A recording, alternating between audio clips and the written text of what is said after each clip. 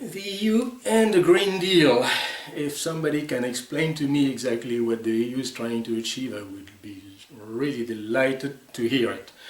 There's been a number of years now that I've been really worrying about a number of policies from the EU. The agricultural policy is one of them. I was also very worried about, and even that was even before the war in Ukraine, but I was very worried about their choices in terms of energy.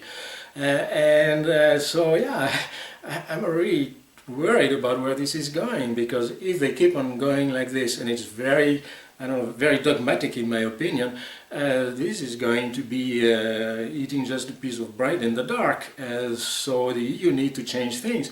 The EU also needs to remember that when the European Union, the original one, was created, one of the key pillars of this union was to basically make sure that there will not be any food shortages anymore.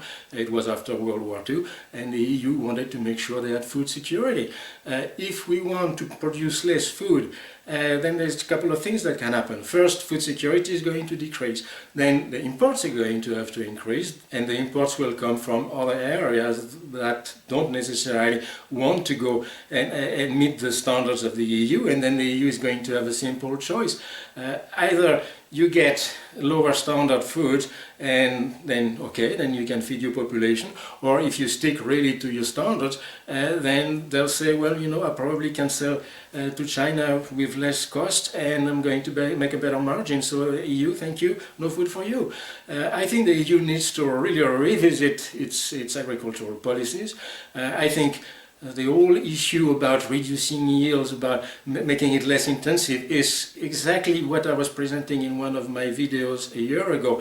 This confusion between intensification and efficiency. The EU needs to have an efficient agriculture, and it has an efficient agriculture. It's definitely one of the most efficient agricultures in the world. But they have to stop confusing intensification and efficiency.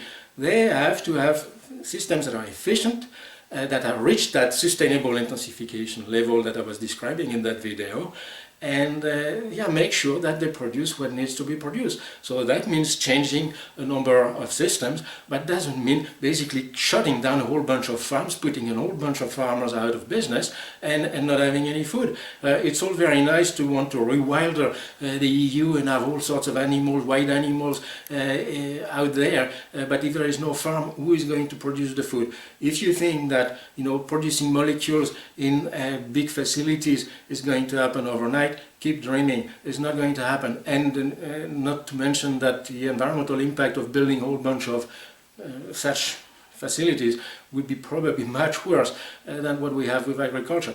No, we need to change agriculture. We need to close the loops. That's also something I've said many, many times. We have to rebalance animal production and crop productions, but we have to do that in a sensible manner, not in a dogmatic, ideological manner like the EU is doing.